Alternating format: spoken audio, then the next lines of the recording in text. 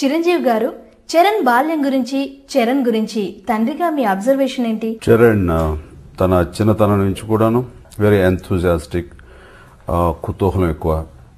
ప్రతిసారి ఏదైనా ఒక విషయం మీద ఏమిటి అంటూ లోతులకి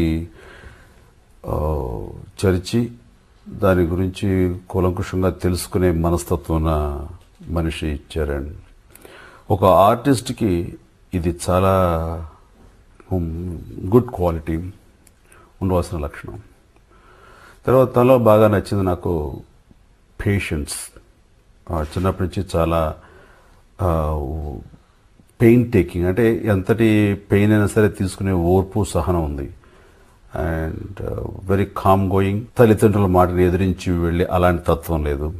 అండ్ పెద్దలకి అనుకూలంగాను, వాళ్ళకి అనునయంగాను, వాళ్ళకి కావాల్సిన రీతిలో ఉండాలి మనం అనేటటువంటి మనస్తత్వం ఉన్న కుర్రాడు. I think very good nature and soft spoken, aggressive nature లేదు.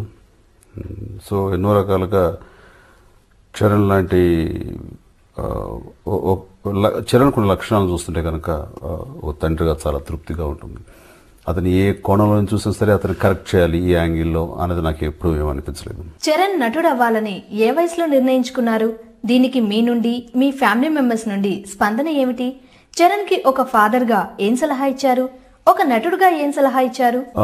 అతనిలో నటన పట్ల ఒక మక్కువ, నటుడు అవ్వాలి అన్న కోరిక ఎప్పటి నుంచి కలిగింది అనేది నేను ఇది మధ్యంగా చెప్పలేను. కానీ నాకంటే ముందు నా వైఫ్ తనలోని నటన పట్ల కుతూహలాన్ని తను ముందుగా గ్రహించిందని చెప్పగలను. తన మాటల్లో చెప్పాల్సి వస్తే తను కాలేజీలోకి ఎంటర్ అయిన బిగినింగ్ డేస్లో నటన పట్ల మక్కువ ఏర్పరచుకున్నాడు అని తెలిసింది. అండ్ ఎందుకు అవ్వాలనుకుంటున్నావు, ఇదివరకు నువ్వేదో ఒక ఇండస్ట్రియలిస్ట్ అవ్వాలని అది ఇది అనుకున్నావు కదా అంటాను. నాన్నకున్న ఫాలోయింగ్ ఇవి చూస్తూ ఉంటే నాన్ని ఫ్యాన్స్ వాళ్ళందరూ కలిసి వాళ్ళు ఒక ఆరాధ్యంగా అలా చూస్తుంటే కనుక ఇది వండర్ఫుల్ ప్రొఫెషన్ అనిపించింది. సో ఈ ప్రొఫెషన్లో నాకు అవకాశం ఉన్నప్పుడు నేను ఎందుకు చేజార్చుకోవాలి అంటూ తనకి ఉంది. అయితే తన కెపాసిటీ ఏమిటి అనే దాని మీద తను కూడా సెల్ఫ్ అనాలిసిస్ చేసుకుంటే తనకు కూడాను నటుడుగా నేను రాణించగలను అండ్ కావాల్సిన లక్షణాలన్నీ మనం కొంచెం ప్రాక్టీస్ తోటో ఏమైనా చేస్తే నేను రాబట్టుకోగలను అన్న దృఢమైన నిశ్చయానికి వచ్చిన తర్వాత తన అభిప్రాయం బయటికి వెలిబుచ్చిన మరుక్షణం నుంచి తను నటుడు అవ్వాలి అంటే కనుక ఏ అంశాలు తను తర్ఫీదు పొందాలి అనే దాని మీద తను దృష్టి కేంద్రీకరించి ఆ అంశాల్లో తను తర్ఫీదు పొందటం మొదలుపెట్టాడు. తన మీద తనకు నమ్మకం ఏర్పడిన తర్వాత అది చూసిన తర్వాత మాకు కూడాను గుడ్, ఇట్స్ వండర్ఫుల్ ప్రొఫెషన్. తనకు అంత ఇంట్రెస్ట్ వస్తే కనుక అతనికి కావాల్సిన సపోర్ట్ ఇవ్వడం మన బాధ్యత. తను తీసుకునే తర్ఫీదులో తను డెఫినెట్గా మంచి స్థాయిలో కొనసాగల నమ్మకం ఏర్పడిన తర్వాత మేము ఎంకరేజ్ చేయడం జరిగింది. అండ్ నటుడుగా వస్తే నేను ఎలాంటి సలహాలు ఎవరికి ఇవ్వను. ఎందుకంటే నటుడుగా ఒక సలహాలు అనేవి పెద్దగా ఉపయోగపడవు. ఆయా క్యారెక్టర్స్ని బట్టి, ఆయా డైరెక్టర్స్ని బట్టి అది ఎప్పటికప్పుడు మనం మలుచుకునే విధంగా ఉంటుంది తప్ప ఒక నిర్దిష్టమైనటువంటి సలహాలతోటి, నిర్దిష్టమైనటువంటి ఫిక్స్డ్ నోషన్స్ తోటి యాక్టింగ్ చేయడం అనేది పర్ఫెక్ట్ యాక్టింగ్ నేను అనుకోను. అది వదిలేస్తే ఒక నటుడుగా పర్సనల్ బిహేవియర్ అనేది చాలా ఇంపాక్ట్ ఇస్తుంది. అంటే ఒక నటుడుగా నటనలో ఒక ఉన్నత స్థాయికి చేరుకోవాలంటే కనుక కామన్ సెన్స్ ఉండాలి, ప్రెజెన్స్ ఆఫ్ మైండ్ ఉండాలి, ఆ తర్వాత అవగాహన అనేది ఉండాలి, అబ్జర్వేషన్ ఉండాలి. అండ్ ఒక ఆర్టిస్టుగా చుట్టూ ఉండే అందరికీ కోఆపరేటివ్గా ఉంటూ వాళ్ళ నుంచి రాబట్టడానికి, తన నుంచి బెస్ట్ ఇవ్వటానికి ఒక మంచి సమన్వయం ఏర్పరచుకోవాలి. సో ఇలాంటి తెర మీద కనపడని ఈ లక్షణాలను డెవలప్ చేసుకోవడంలో మాత్రం నేను తండ్రిగా తనకి ఎప్పుడు సలహాలు ఇస్తూ ఉంటాను. అవి తనకి చాలా ఉపయోగపడతాయని తన మాటలో తెలిసింది నాకు. చరణ్ లో మీకు నచ్చే అంశాలేంటి, నచ్చని అంశాలేంటి? చరణ్ లో నాకు బాగా నచ్చిన గుణాలు ఇతరులు తనకేమిటి అని కాకుండా తను ఇతరులకు ఏమిటి అనేది చాలా మంచి క్వాలిటీ. అలా ఇందాక చెప్పినట్టుగా common sense and presence of mind, sensitiveness, observation, ఇవి చాలా ఎక్కువగాను ఉండవలసినటువంటి స్థాయిలో అతనికి పుష్కలంగా ఉండటం అనేది నేను చాలా అప్రిషియేట్ చేస్తాను. అలాగే నెగిటివ్ పాయింట్స్ వస్తే కనుక ఇందాక పాజిటివ్ పాయింట్గా నేను ఏదైతే సెన్సిటివ్నెస్ అన్నానో అదే సెన్సిటివ్నెస్ని నేను నెగిటివ్ పాయింట్గా కూడా చెప్పగలను. దానివల్ల ఒక్కోసారి ఎక్కువ మదన పట్టడం కానీ, లేకపోతే ఎక్కువగా వర్రీ అవ్వటం కానీ, ఇతరులకి ఎవరికైనా ఏదైనా బాధ కలిగినా అవి తను ఓన్గా ఫీల్ అయిపోయి కొంచెం ఎక్కువగా ఫీల్ అయ్యి ఇలాంటివి కొన్ని తన ఏజ్ తనకు అనవసరం కానీ పాపం తను అంత సెన్సిటివ్గా తీసుకుంటాడు కాబట్టి తను బాధ కూడా పడుతున్నాడు ఒక్కోసారి. అవి ఒక లెవెల్కి ఉంటే బాగుంటుందని ఉద్దేశం. అంతకు మించి నెగిటివ్ పాయింట్స్ నేను ఏమీ గొప్పగా నేను చెప్పలేను. That's it.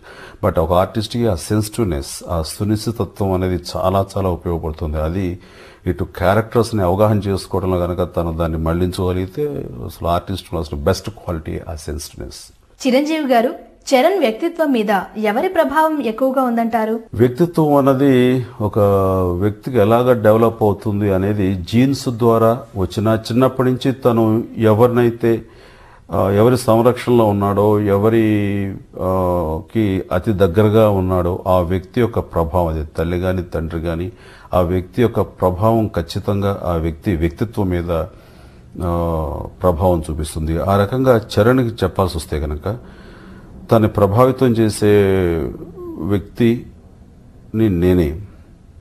చిన్నప్పటి నుంచి నేను నా విధానం, నేను మాట్లాడే విధానం, నేను ఇతరుల్ని గమనించి వాళ్ళకి కావాల్సిన విధంగా, అంటే ఇతరుల్ని టేక్ కేర్ చేసే విధానం, అండ్ ఇంట్లోనే ఎలా మసులుకుంటాను, ఇతర ఫ్యామిలీ మెంబర్స్తో ఎలా ఉంటాను, ఇవన్నీ కూడాను తను అబ్జర్వ్ చేసి అవన్నీ కూడా తను ఓన్ చేసుకుంటూ అదే రకంగా తన వ్యక్తిత్వం తను మోల్డ్ చేసుకుంటాడు. ఈ రోజున వాడు ఏ గెస్చర్ చూపించినా అచ్చం మీ నాన్నలాగే అన్నావు, సేమ్ మీ డాడీ కూడా ఇంతే, లేదా నాన్నగారిలాగా ఇంటిలాగా సేమ్ మీ నాన్నగారి ఇట్లా అని పలు మంది చేత ఒక రకమైన ఎప్రిసియేషన్ కానీ, లేకపోతే ఏదైనా నెగిటివ్ కూడా ఉండొచ్చు ఒక ఏదైనా విషయంలో.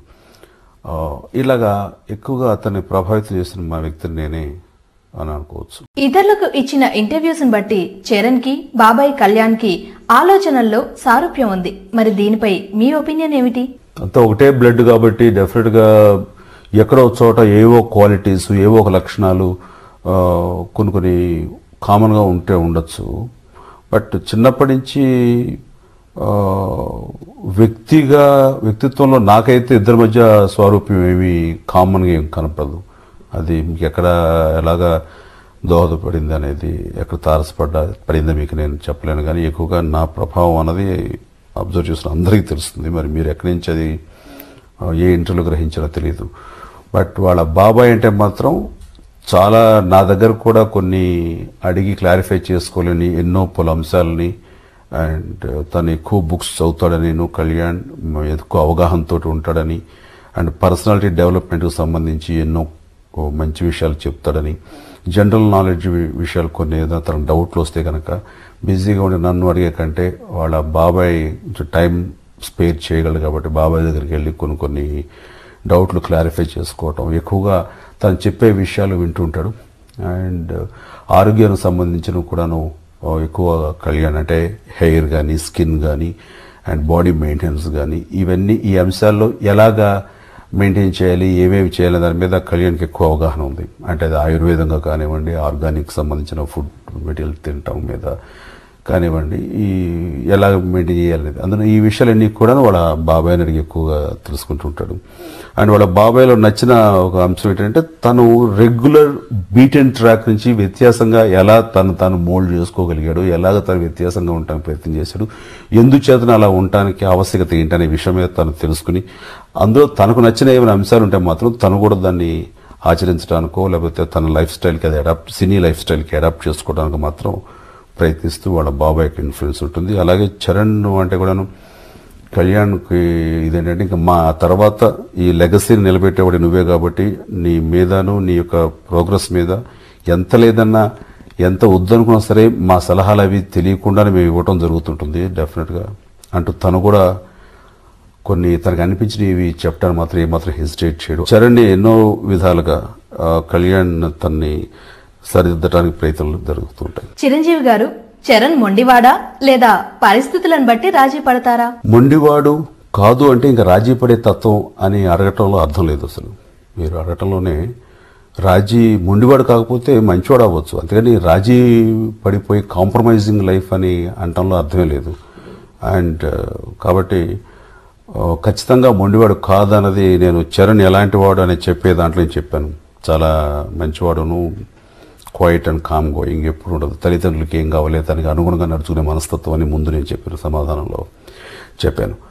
ప్లస్ రాజీ పడాల్సినంత ఆవశ్యకత కానీ ఇంతవరకు అలాంటిది ఎప్పుడు ఉండదు. అండ్ రాజీ పడాల్సిన అవసరం ఏమీ లేదు తనకి, అలాగా రాజీ పడే నేచర్ కాదు. అంటే తన పరిస్థితులకి అనుగుణంగాను, ఆయా కాలమాన పరిస్థితులకి తదనుగుణంగా వెళ్లే మనస్తత్వం. అంటే ఒక సెలయేరు తను అనుకున్న గమ్యానికి చేరటం కోసంగా ఎదురొచ్చే రాళ్లకి వాటికి ఎదురు ఢీకొని అక్కడ ఆగిపోకుండా అండ్ కామన్ సెన్స్ తోటి, ప్రెజెన్స్ ఆఫ్ మైండ్ తోటి ఎలా అయితే తప్పించుకుని తన గమ్యం చేరుకోవడం ప్రధాన లక్షణంగా పెట్టుకున్న వాళ్ళు ఎలా అయితే ముందుకు సాగిపోతారో ఆ రకమైనగా సాగిపోయే మనస్తత్వం ఖచ్చితంగా చరణ్ది. చిరంజీవి గారు, మీ ఇమేజ్ వల్ల చరణ్ సినిమా రిలీజ్ కి ముందే ఒక స్టార్ అయ్యారు. చరణ్ ఇమేజ్ చట్రంలో బిగుసుకుపోకుండా మీరేం జాగ్రత్తలు తీసుకుంటున్నారు? ఇమేజ్ చట్రం అనేది మనం ఏర్పరచుకున్న మాట.